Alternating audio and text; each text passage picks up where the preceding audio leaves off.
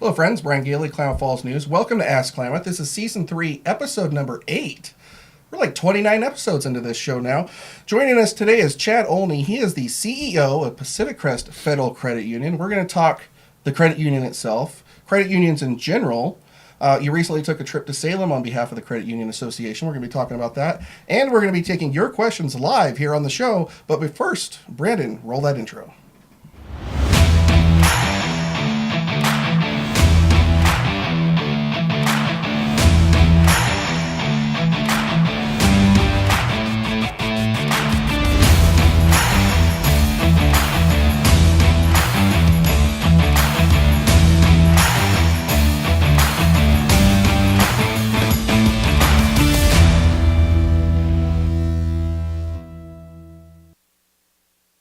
Hey friends, Brian Gailey, Klamath Falls News. Welcome to Ask Klamath, Season 3, Episode 8. We're joined today by Chad Olney, the CEO of Pacific Crest Federal Credit Union.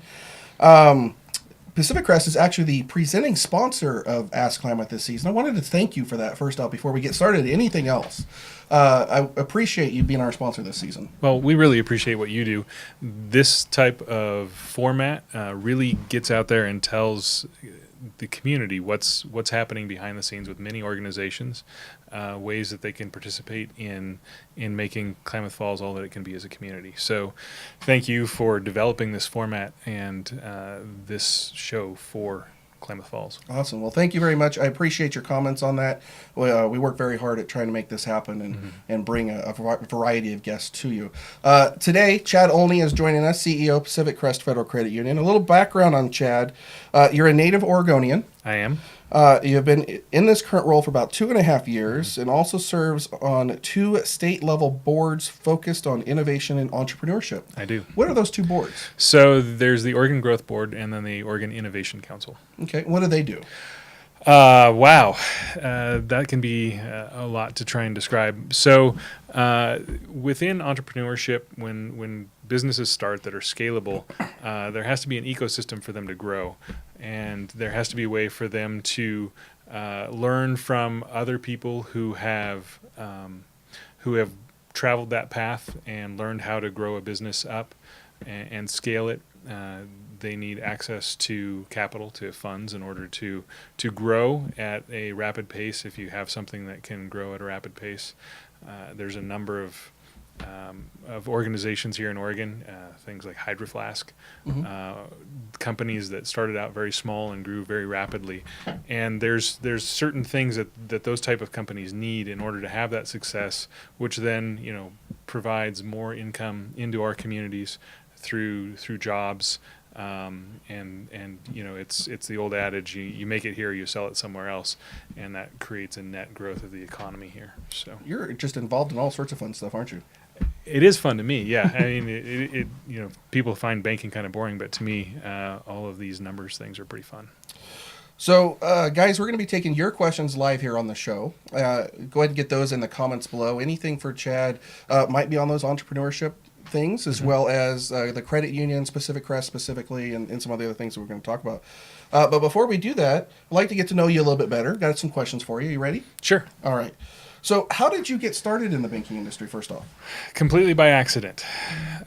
When I was in my early 20s, I had started my second company and was involved, like you are and like I am today, with many local volunteer opportunities with chambers of commerce and those type of things. And I had the opportunity to join a credit union board. And at the time, I didn't know the difference between a credit union and any other type of financial institution. But I joined that board and found that I really loved the philosophy, that I loved the underlying purpose of what a credit union is, and decided a couple of years later that I wanted to chart a new path for myself that would lead me to being in credit unions full time for the rest of my career. So over time, many years ago now, started down that path, and here we are today. Well, how long have you been in the banking industry? You said many years. So yeah, I don't want to date you here. Right. It's been somewhere between.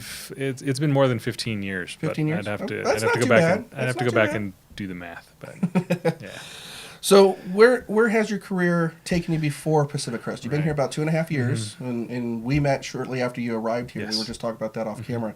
Where you said you started with the board. Where was that? How did that get started? So Where was it at? that started actually with a credit union that was headquartered in Grants Pass, and then from there moved up to Eugene and worked for a small credit union there that was only about $7 million in assets, and then worked for a credit union up there that was about $1.5 billion in assets, and then moved back here to Klamath Falls. Comparatively, where's Pacific Crest? So you said 7 to Right. 1.1 billion. Where's Pacific Crest? In Pacific Crest, we're about 170 million in assets. Okay. So- Is that kind of a smaller community? It's considered in the small to mid-size range, Okay. towards the smaller end of the mid-size range. All right. Yeah. So what would you say you like the most about your job as CEO? The people I get to work with every day. I get that answer a lot. It's about the people. It is. It really is, and the members we get to serve. I grew up in rural Oregon, and it's a pleasure to be back working with and serving people in rural Oregon who know how to roll up their shirt sleeves every day and go to work and get things done. So, Cool. and care about each other too. Flip side, what Yes. do you not like about the job?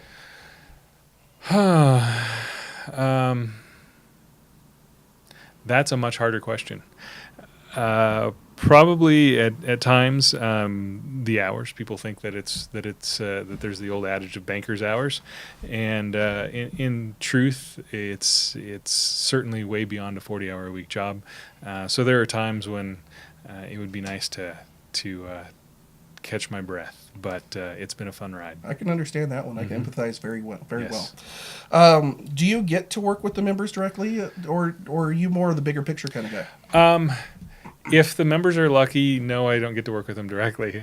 We have an incredible team who's really good at working with the members, and there's a lot of my job that is very much stuck in numbers and Excel spreadsheets, and is kind of the boring part of the job. And there's a lot of people that work for our organization who are much more interesting to work with, in my opinion, than I am.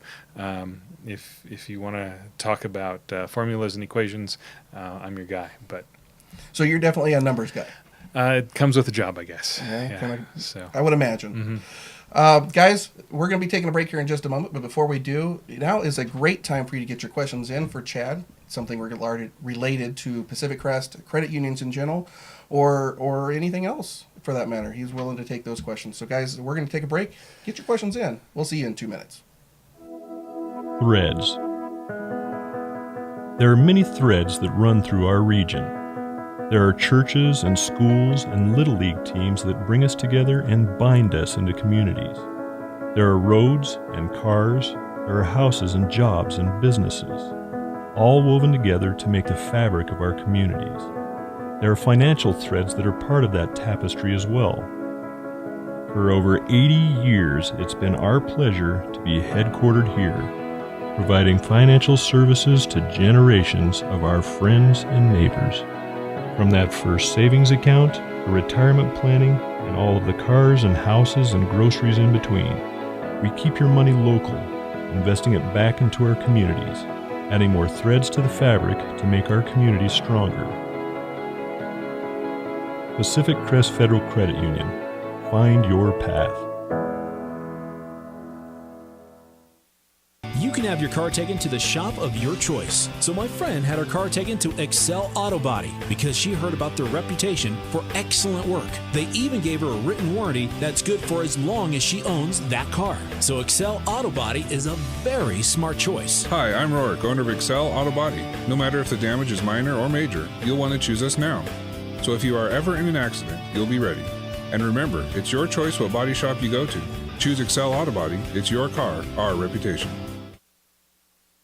Slow down. Slow down and move over. And move over.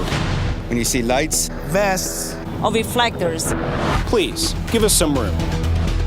Slow down and move over. when you need us. We've got your back. Do you have ours? You got our back? You got ours? You got our back? Please, Slow down. And move over.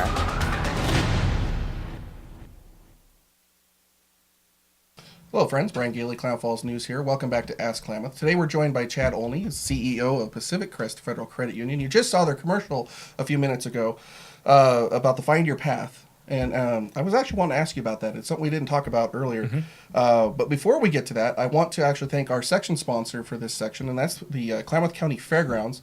They want to let you know that happening this weekend is a couple of large spring events, and it's not quite spring yet, but the Home and Garden Expo is taking over the event center, and the Gem, Rock, and Mineral Show will be in the exhibit hall number 2, the Lindman Hall. They're going to be all weekend long, both locations, so you're going to want to check those things out. And if you're interested to see what else is happening or what they can do for you, head over to kcfairgrounds.org. So that commercial we just saw, Find Your Path, there's got to be a story behind that commercial. There is. What is that story? There is. There's a lot of story there behind that commercial. So we wanted to do a commercial that really featured the Klamath Basin and the people here, and told a little bit of the Klamath Basin's story. And so we spent about 30 to 40 hours in the field filming, to pun intended, I guess, on the field part there, filming in order to get this 60 seconds of what you see. And really, there are a lot of things in our lives that are in a lot of ways invisible to us that we don't really notice.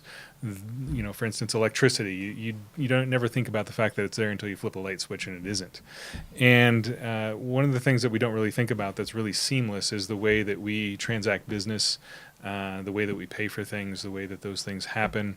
You know, you don't think about when you go to work that the employer that you have was able to offer you the job because they got the financing to buy the machinery necessary for you to operate that machinery and make income.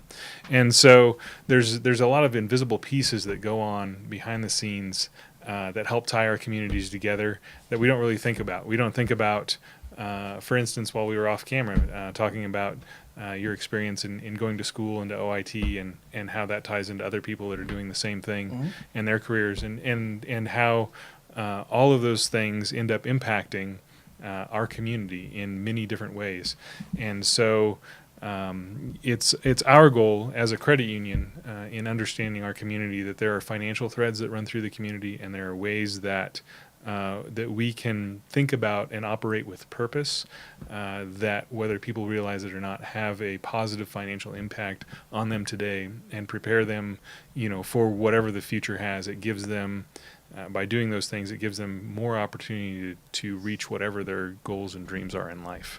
So that's kind of the story behind the commercial, and I guess the story behind the credit union purpose as well. I love it.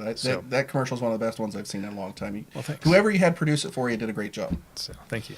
So talking credit unions in general, not just specifically Pacific Crest, what is a credit union? Right. I'm a history buff too, so hopefully this won't get too boring too quickly.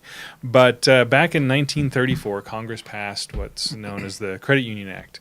And so created this opportunity for these financial institutions to come into existence in a formal way. What had happened before that is that banks weren't back, in the 1800s and into the 1900s, weren't really designed for the common man. They operated for businesses and people with large amounts of assets and wealth. And so typically if you worked for a company, picture the sawmills that opened up in areas like ours. The first thing in the town was the saw. There was no town. The first thing there in the middle of the wilderness was this company mill. And so they became the financial hub. And if somebody needed extra money for a purchase, if they're buying lumber to build a house or whatever, they would go to their employer and say, can I get an advance on my future paychecks in order to do that thing? And and because that was the resource that was available. And so credit unions came into existence, and what it was is people getting together and pooling their money, and then loaning it out to the people that they worked with, the people in their communities, to create the circle where they could get some income. If they had a little extra money, they could put it on deposit there and get some dividends or some interest on that, and that money would be available for other people to borrow to meet their goals and needs. And so this idea of people helping people philosophy came into existence. Credit unions, the main difference between a credit union and a bank is literally the structure. And so with a credit union, it's owned by the membership. So when you open a $5 savings account, in our case $5, and put it in a savings account, you then become a one-share owner in the credit union. And so like any cooperative or co-op, everybody has equal ownership. Whether you have $5 in there or $500 or $5,000, it's one share, one vote. And so with many for-profit organizations, the purpose of the organization at the end of the day is to make a profit off of the customer, to then go into benefit the owner.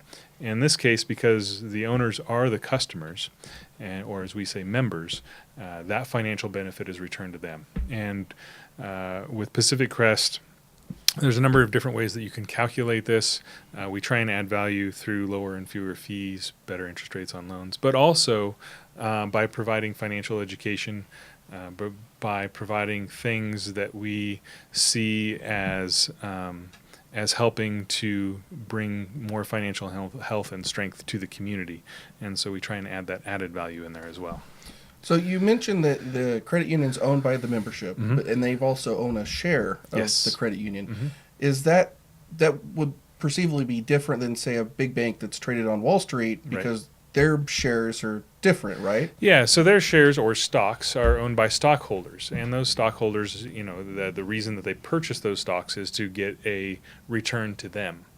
And so the way that they make their profit that gets returned to that stockholder value is through that customer relationship, and bringing in profits from the customers, where instead of us needing to pass profits on to those stockholders, we can return them in the form of those lower and fewer fees and better interest rates on loans and better dividends on deposits. All right. So what kind of gone the overview of the difference between the two? And I know when you go to a bank, you can usually just walk up to a teller and you can open an account fairly easily, or you can go to one of the desks. What does it take to open an account to become a member of a credit union? Right. So credit unions are a little different. If you walk into any bank, a bank can serve anybody who can legally do business in the United States. Credit unions are chartered to serve a specific set of people. And so, like I said, back in the day, it used to be if you worked for a certain company, then that credit union, the people that worked for that company formed a credit union that served the employees of that company. And over time, that's grown and changed and evolved. And today, we have what's called a community charter, where we can serve people who live in a specific geographic area. And in Pacific Crest case, that's, we have branches in Christmas Valley, Lakeview, Alturas, and here in Klamath Falls. And so we're very focused on the needs of the people who live here. And we aren't trying to chase the biggest profit we can make off of, a market that has the biggest margins. So there was, for instance, there was a bank that isn't around anymore, but one of the things that they bragged about is that people in rural communities are better at saving. So what we do is we open branches there, and we take those deposits, and then we loan them out to businesses in major metro areas. And we kind of have the opposite philosophy. How do we reinvest into the communities we serve? Because we're focused on this geographic area and the financial health that we can help support here. And so your region's kind of Klamath Lake, Modoc County, right? In that area. Okay. Yep, and a little bit of Siskiyou County as well. So now, one of the things you see like a big bank is you hear the term FDIC insured, the Federal Deposit Insurance Corporation. Did I have that right? Yes. Something like that. Is there something that basically backs you in case Right. the bank fails, right? Yeah. In a nutshell, does Yeah. the credit unions have something like that? We have what's called NCUA. So FDIC for a number of years advertised very heavily, so it became kind of a household name, and everybody got to know what FDIC was, sort of, that they were the insurer of bank deposits. NCUA hasn't done that, but it's the exact same insurance levels as far as the insurance on those deposits. And so, yes, credit unions have the same thing. Credit unions are more tightly regulated than banks, so we tend to be more conservative in our behaviors than banks are. But for in large part, it looks very similar. Okay. Well, we'll talk a little bit more about credit unions in just a moment. Yes. But before we move on, I actually wanted to ask you, you guys were recently up at the Capitol. We were. With Northwest Credit Union Association. Mm-hmm. As in, well, I'm going to ask you about what that is also. But what were you guys doing up in Salem? Well, one of the things is because we represent our members and we can be the voice of our membership and go to our legislators and talk about how the decisions that they're making, the legislation that they are introducing will impact our members because we see it every day in the decisions that are made, whether they're in Salem or Washington, D.C., or wherever those decisions are being made, how they impact people in ways that a lot of times legislators haven't thought of. So, for instance, in the state legislature this year in Oregon, there's over 3,000 bills that were introduced in the legislature. Now, most of those won't move through and become law, and most of them you've never heard of and never will. Even most of them that do become law. There's a few controversial ones that you hear about, but we want to make sure that the voice of our membership is being heard, and that it's not just that. For instance, there's an issue in Portland, and so a legislator from Portland brings that issue to the state legislature and tries to get it passed there to solve a Portland issue at the state level in a way that has a very adverse impact potentially here because we don't have the same challenges that they have in Portland. Mm-hmm. So. And it's good for rural communities to have that voice. And Yes. some of the boards that I've been part of, Chamber and Fair Board and things like that, we go and do similar things for similar reasons. So it's really nice to see that you guys are doing that. Now, who all was up there with you? So, credit union, we actually have the Northwest Credit Union Association, which is all of the credit unions in Oregon, Washington, and Idaho are part of the association. Not all of them, but almost all of them are. Choose to be a part of the association, and so that gives us a stronger voice. So when we go to Salem, most of the other credit unions from Oregon also send delegates. So we had over 200 people from around the state of Oregon Nice. In Salem that day to meet with legislators and have dialogue about these key issues. You were up there the same time our chamber was. Yeah, the chamber was there that day and the next day. It was really convenient how those overlapped. I'm not sure how that happened, but it worked out well. And we got a really cool picture that we're going to throw up here in just a second. But you guys had these little scarves. Yes. And you were able to show everybody that. Here, actually, there it is right there. Now, are those just people from Pacific Crest there? That is the Pacific Crest crew that we took up with us this trip. Yes. So you guys definitely were unified and were actually well seen, I understand, with those scarves. Everybody, Right. They knew who you were, and it worked out well. Yeah, we want our representatives to know that we're there and that we care. And that there are things that are important for us to show up and talk about and inform them about that they may not be completely aware of. Do you remember any of the legislators you got a chance to talk to? Yes. Well, obviously, we spent some time with our legislators that represent us here. Like I said, there's thousands of bills that get introduced, and there's no way that they have the capacity to take the time to look at all of them, let alone to prepare talking points and do research on these things. And so it's a great opportunity for those that we identify that can have an impact on people in our community. For instance, there's a rent control bill up there, and and talking about and giving talking points and statistics about our area and how that legislation could have some positive impacts and some negative impacts, and what those are, And then we had a chance to meet with some other legislators and also the state treasurer as well while we were up there. Oh, nice. It's also good to talk with some of those department heads as well. Yes. Not just the legislators, but some of those department heads as well. Yeah. Very good. Would you say you accomplished your goal visiting up there in Salem? Yes, and it depends on your goal as to whether you accomplish it. And our goal was to continue to keep those lines of communication open with legislators, to be a resource and have that open line of communication with them, and then also to make sure that that the voice of rural Oregon is heard in the state capitol. So within, this isn't something we talked about, just came to my mind, but within the credit union industry, do you find that there's a divide between rural and urban in the credit unions as well? Because that's the case right. of a lot of different things. Yeah. Do you guys see that? I mean, to a certain extent, yes. Credit unions primarily serve people of modest means across the board, and so a lot of times when you get into the political world, they aren't the loudest voices, and so we share in general that we're there to advocate on people for people who aren't the 1% there that can pay for lobbyists to be there, shouting their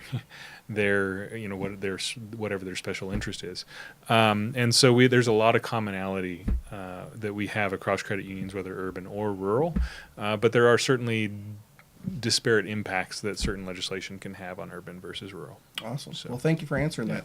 Guys, we're going to take a commercial break. We'll be back in 2 minutes with more from Chad, CEO, Pacific Crest Federal Credit Union. Threads.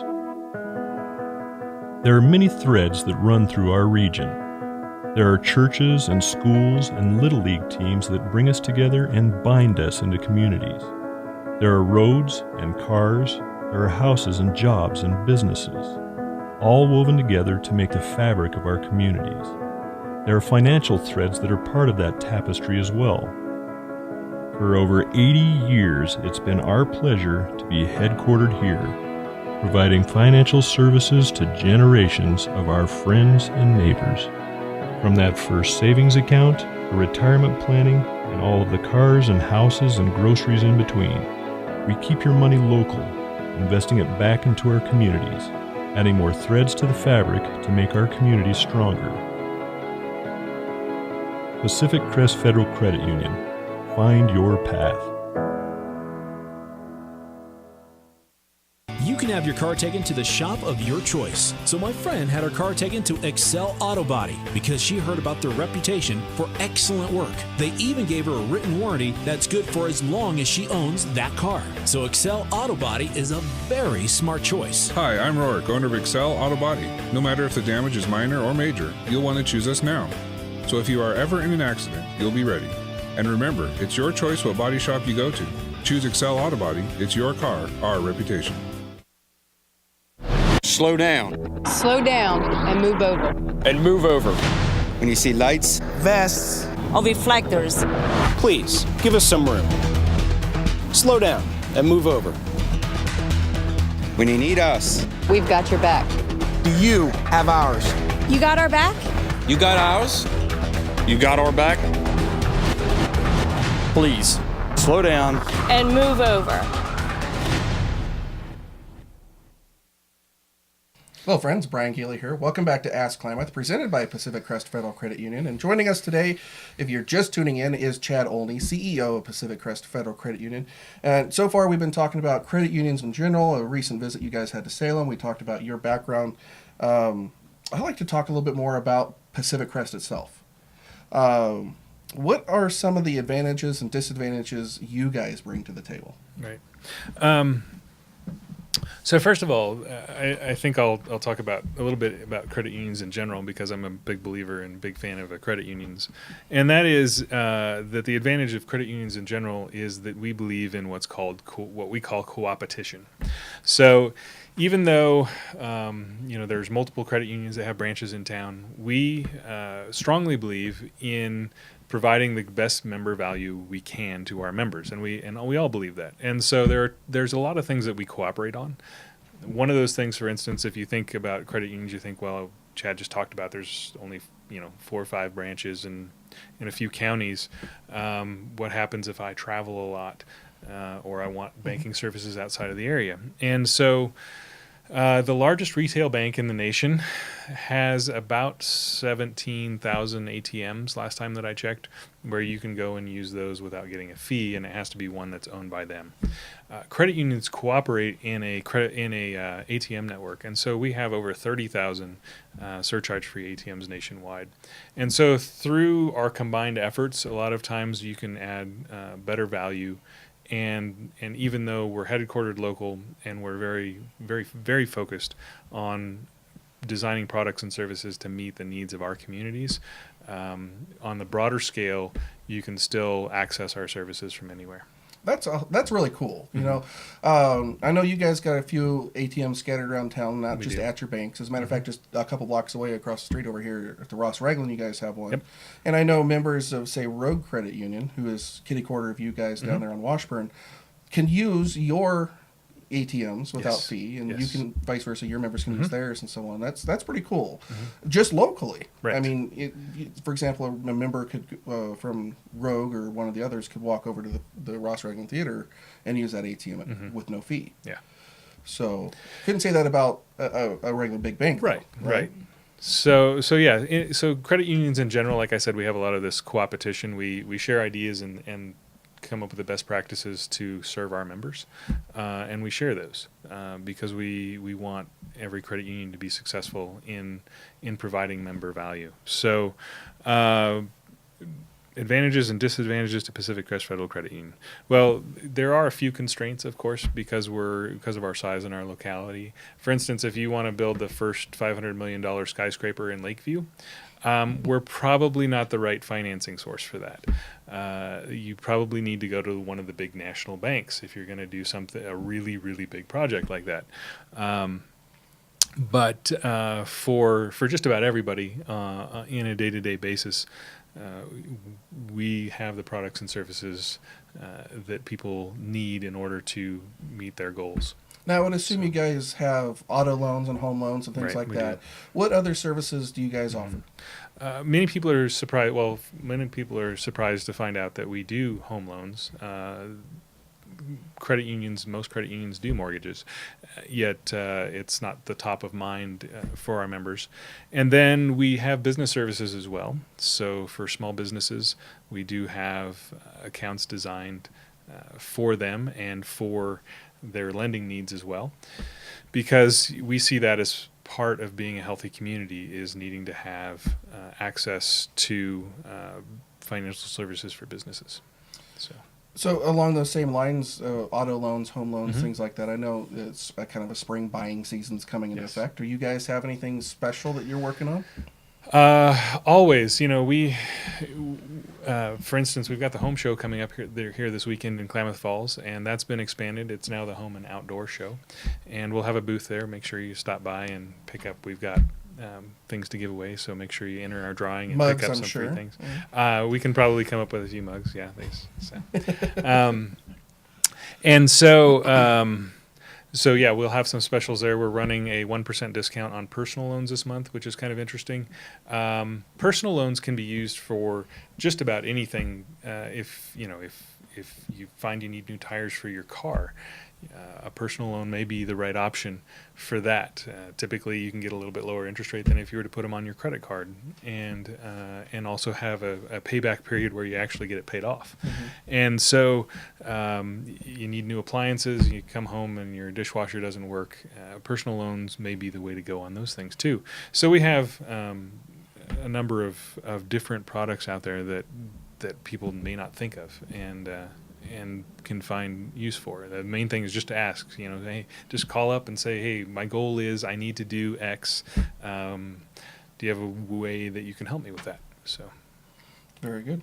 So kind of like those revolving accounts, if you would, you guys can kind of help with that. Yeah, those lines of credit, yeah, and also there's a lot of people out there that have credit cards that are anywhere between an 18 and a 30% interest rate, and they'll discover that our rates are typically about half that to move their credit card balances over to our credit cards. Do you do like consolidations and things like that too? So yeah, we do that too.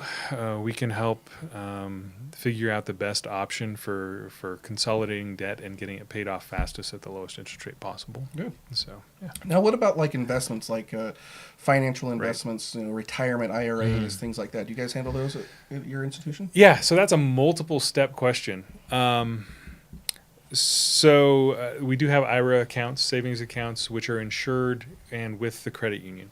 We also partner with a credit union owned partnership among a bunch of credit unions that it's what's called which is a entity which does investment services, where you can invest in stocks and mutual funds and those type of things, which are not insured products. When you invest in those, the value of those can go down. Mm-hmm. When you put your money in a savings account, the value of that savings cannot go down.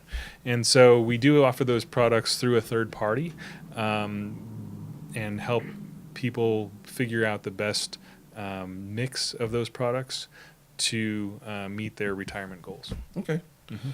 So what you mentioned that there's 4 other credit unions in the basin? There I are. think there's, They have branches here. What separates Pacific Crest from everybody else?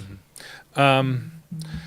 First of all, we're very focused on the area we serve and design our products and services for the people who live here and the needs of our community and the communities we serve around here. And so, first and foremost, that may not look a lot different, but it does have an impact.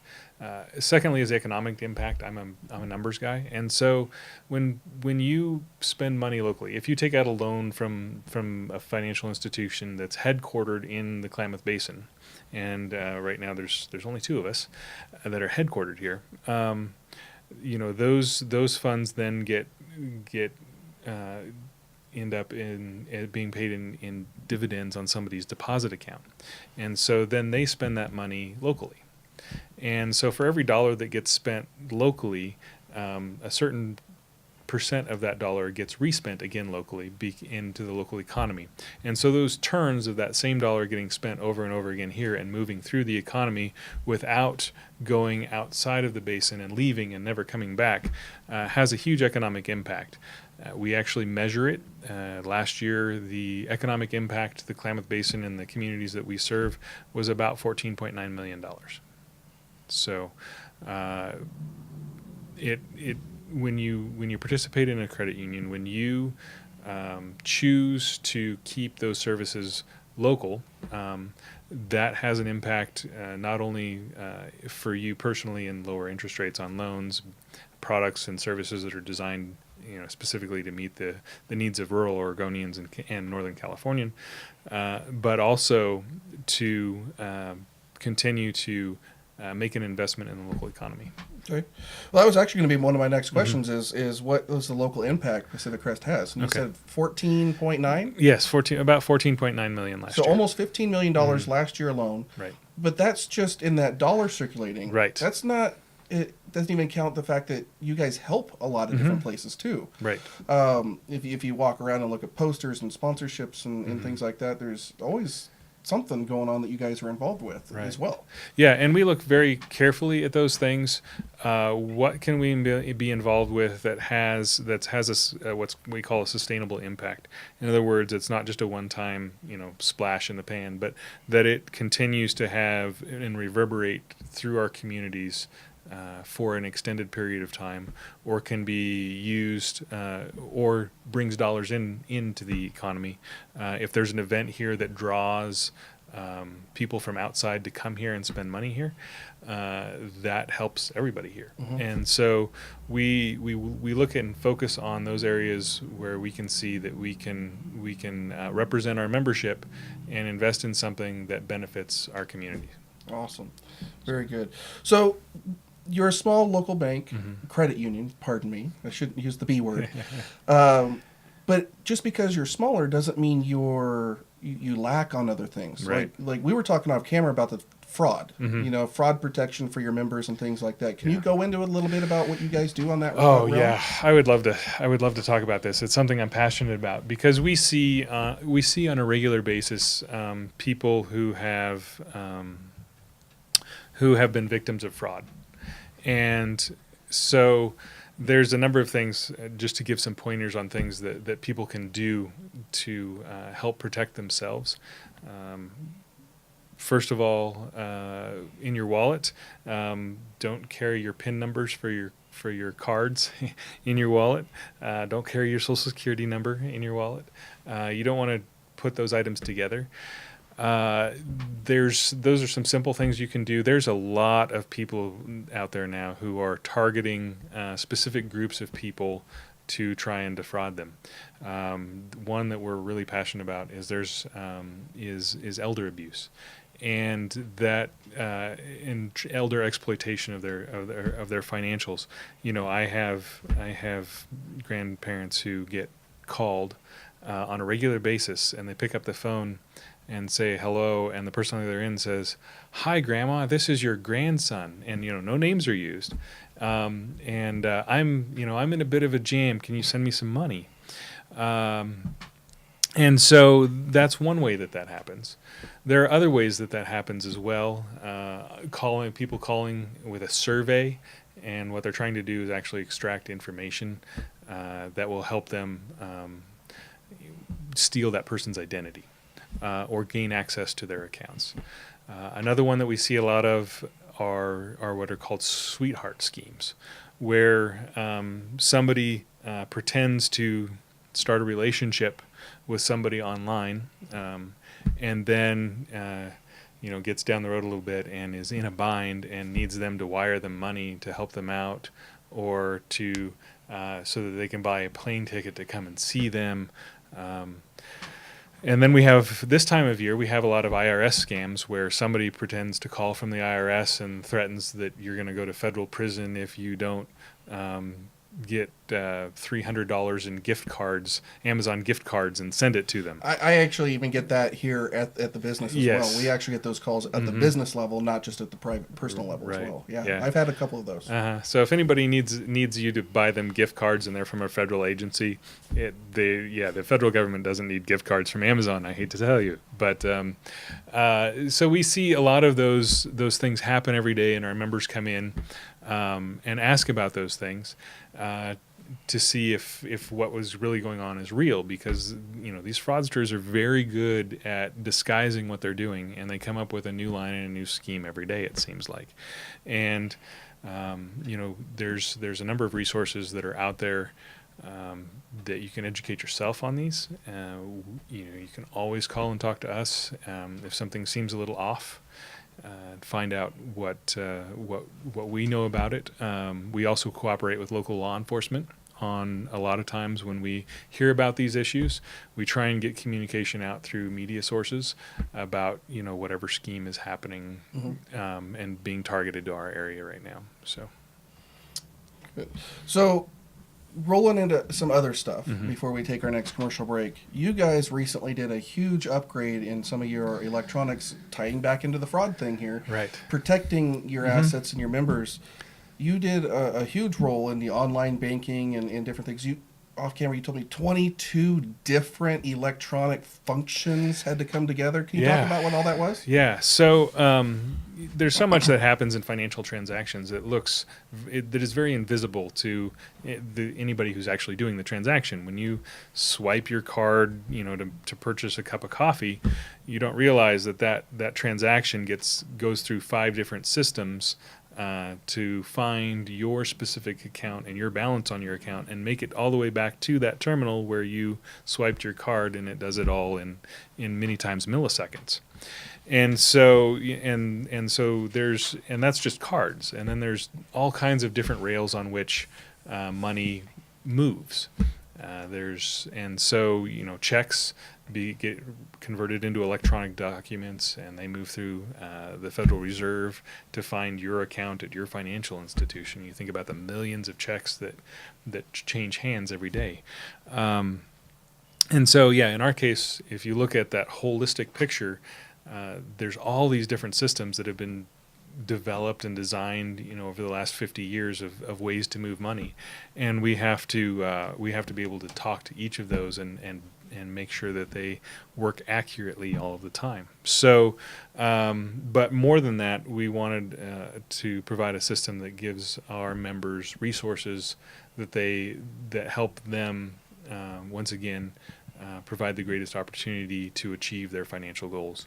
And so in our case, the big visible part of that is our online banking system. We now have really cool budget tracking things. It's so hard, when you make a budget to then go back and track your spending to make sure that, you're staying within your budget, and you can identify, your different card transactions. Oh, all my Fred Meyer stuff is groceries, or it's fuel, or it's whatever those things are, and then whenever you make those purchases with your card, it automatically puts them in that category, and so you can see where you're spending your money at, and then there's nifty little pie charts that show you how you're spending your money and help you with the budget tracking, and you don't have to really think about it. And that's just one of the many new features that we have with our new online banking. You talked about security upgrades. Yes, it's your money, and we're trying our best to protect it. And there's people that are trying really hard to get it all the time. So we have enhanced the security that we have on our systems. Passwords are a little bit longer. Security questions are a little more complex. Those kind of things that we continue to do to try and keep anybody who's even if they're trying to get that data out of the individual, and they get some information from the individual, it's not enough information to then be able to pretend to be that person online and be able to log into the account. And so there's an enormous amount of thought and time that goes into securing people's money. Very good. Well, thank you for doing that. And I can't speak for all your members, but it is, as a member of a credit union myself, I appreciate the efforts and the work and the things that go into that. All that behind the scenes work that has to go in. Didn't you say there was like 200,000 hours that went into? Well, I wish it was that. I'm glad it wasn't quite that many. It was actually 20,000. We had over 20,000 man hours went into designing and building and developing for this system upgrade that we did in a single weekend at the end of it. But we spent almost 2 years getting ready for it. And so it was 2 years to prepare for one weekend. Mm-hmm. You did find that there were some outliers that you kind of had to tweak, right?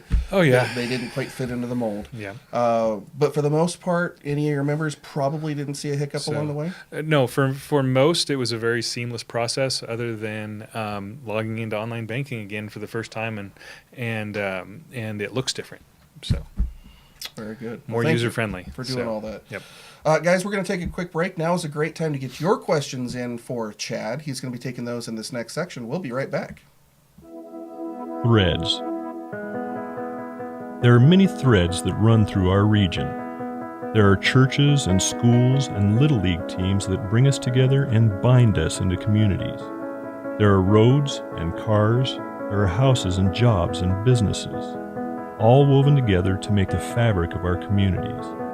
There are financial threads that are part of that tapestry as well. For over 80 years, it's been our pleasure to be headquartered here, providing financial services to generations of our friends and neighbors.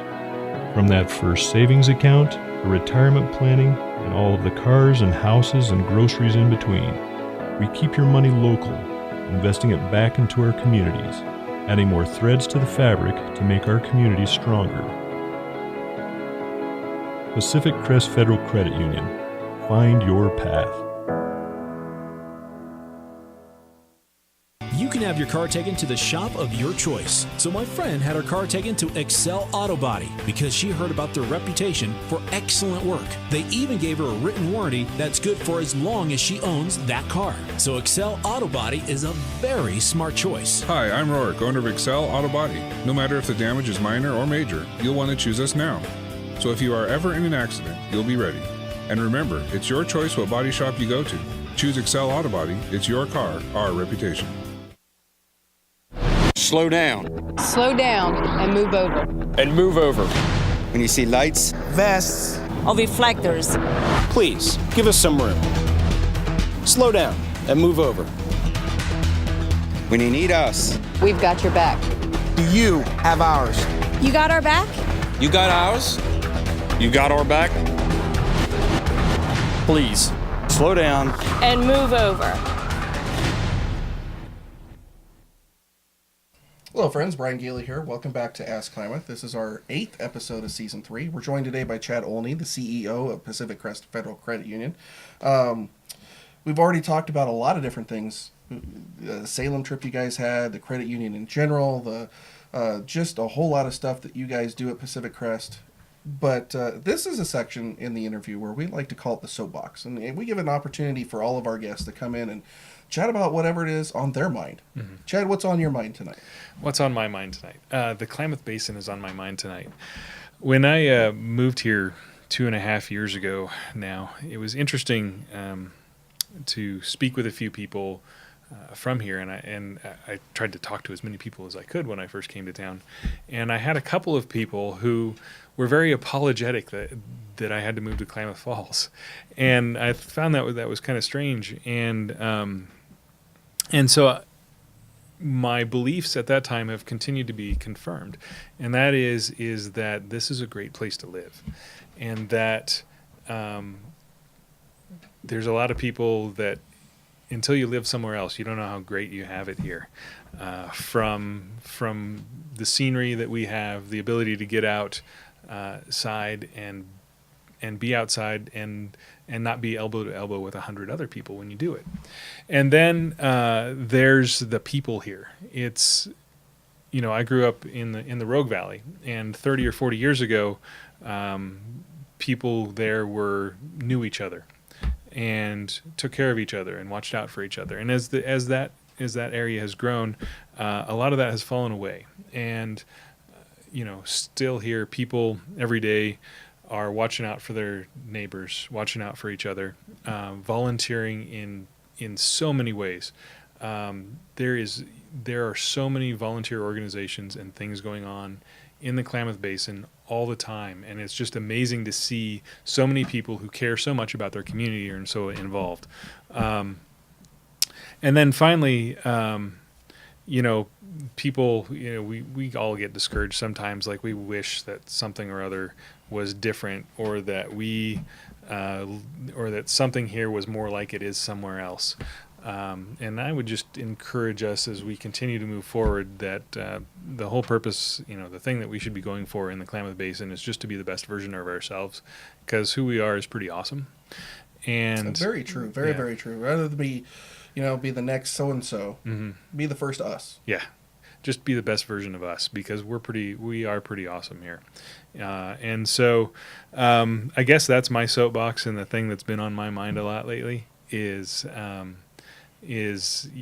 just how good we have it here, how much people give of themselves to make this the best place and the best community it can be to live in. Awesome. So, very good. Yeah. Well, taking a look here, I am not seeing any questions come in. Okay. So it looks like you kind of escaped there. Well, is there anything else that you would like to add, Chad? Things that I would like to add. I'm sure that I missed 100 things that I wanted to talk about. We could go back and visit the fraud piece a little bit. Okay. We could talk a little bit about some things that happen out there. People may have heard of, like, the dark web, and what is this thing, and how is it, and what is it, and should I be scared of it? And really, it's just the internet. That's the simple version of what the dark web is.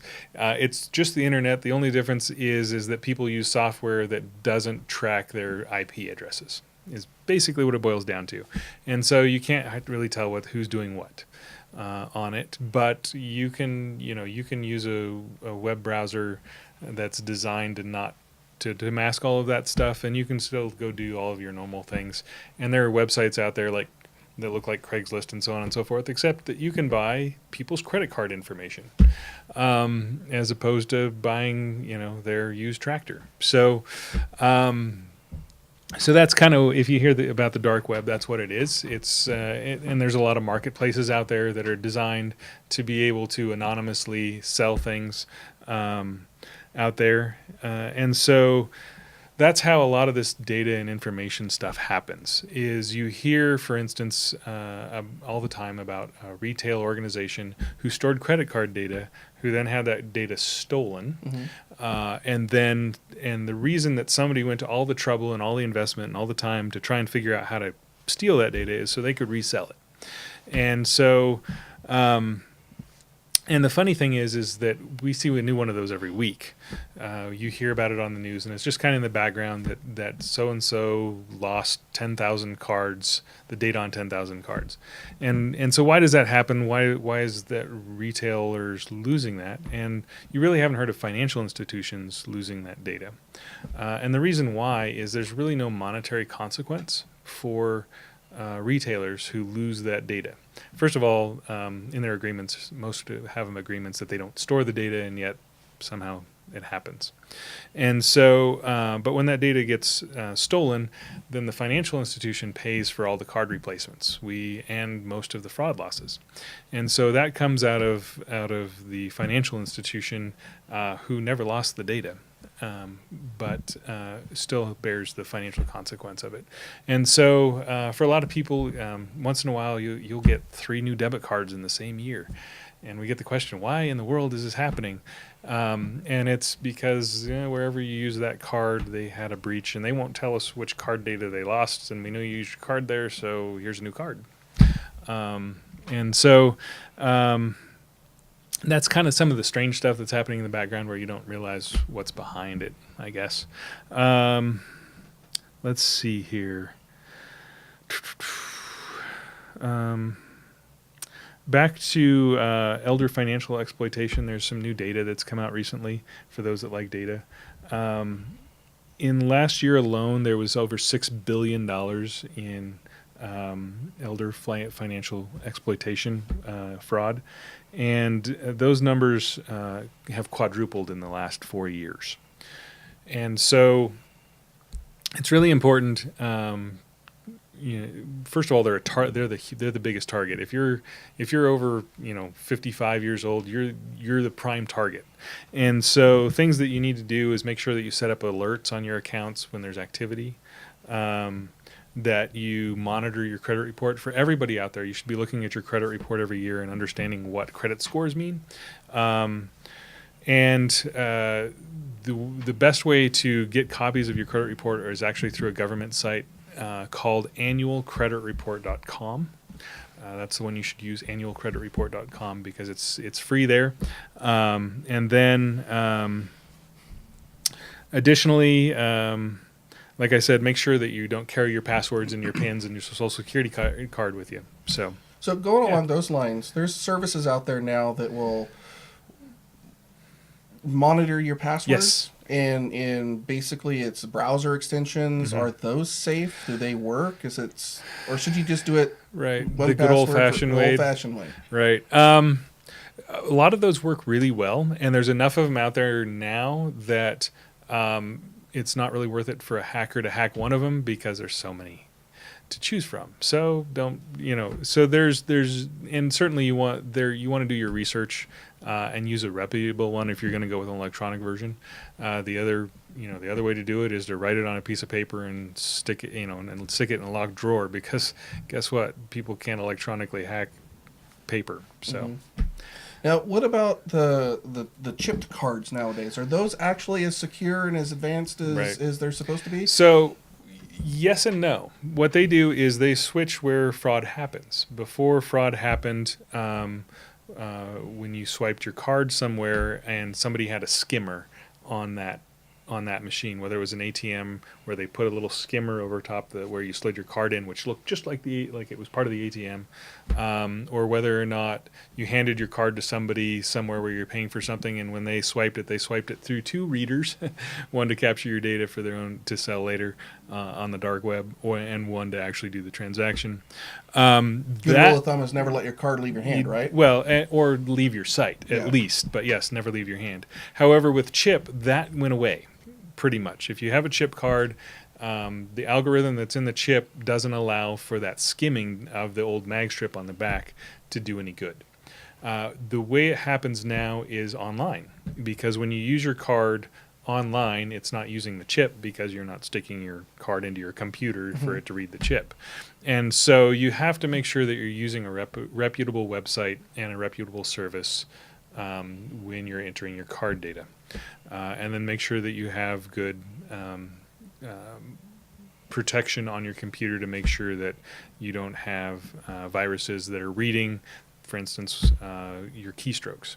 So. Okay. Chad, we actually did have a question come in. Okay.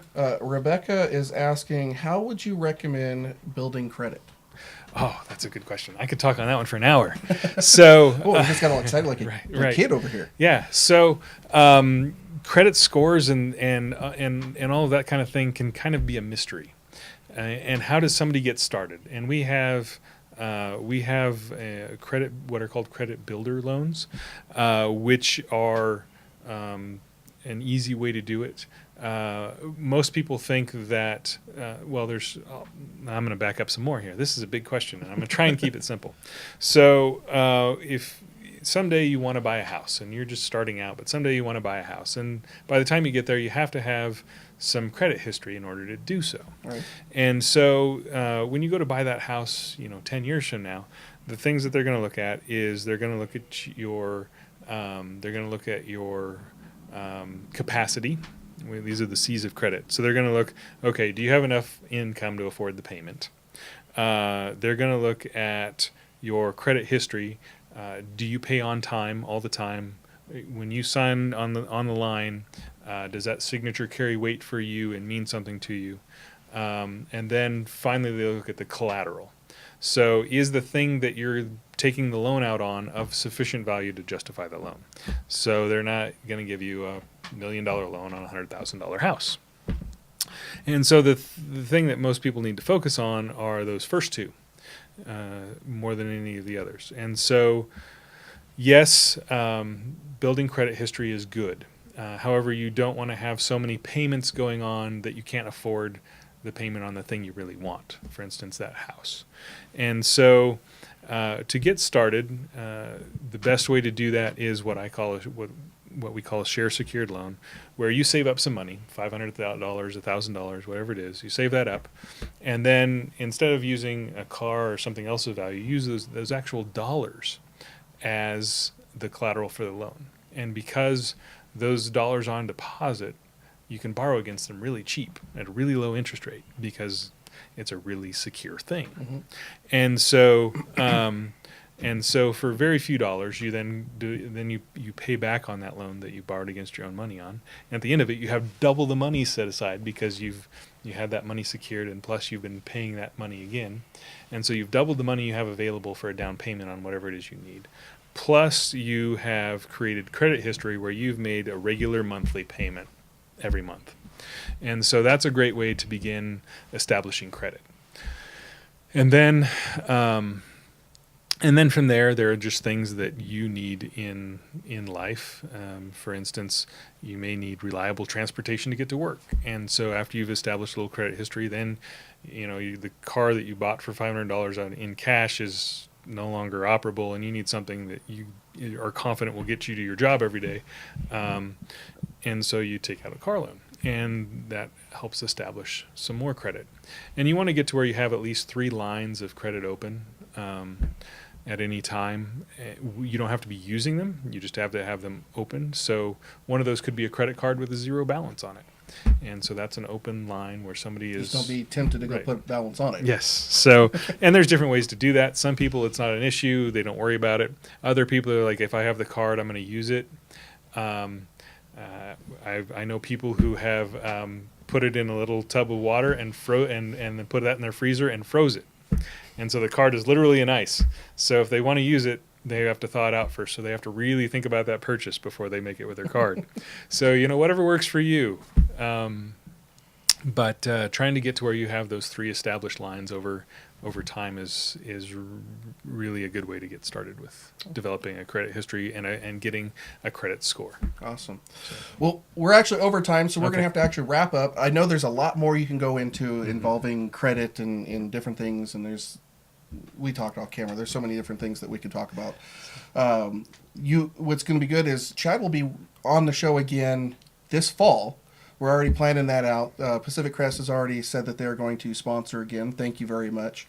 In the fall. So we'll have Chad on again. We'll talk about more of those things. Maybe we'll talk more about building credit and credit itself in the future. Not seeing any more questions. Rebecca, thank you very much. That was a great question there at the end. Not seeing any more. I want to thank you for being here. Again, thank you for everything you've done. As Klamath is presented by Pacific Crest Federal Credit Union. It's a production of Klamath Falls News, hosted by myself, Brian Gailey. Off camera and show producer monitoring audio and switching is Brandon. It's a family operation around here. If you did not catch the entire broadcast, that's fine. As soon as Facebook's done doing its magic, you can rewatch anytime you like, and you can also see this episode and any previous one over at AskKlamath.com. Next week, our guest is going to be Klamath County Sheriff Chris Caber. It's going to be great to have him on the show.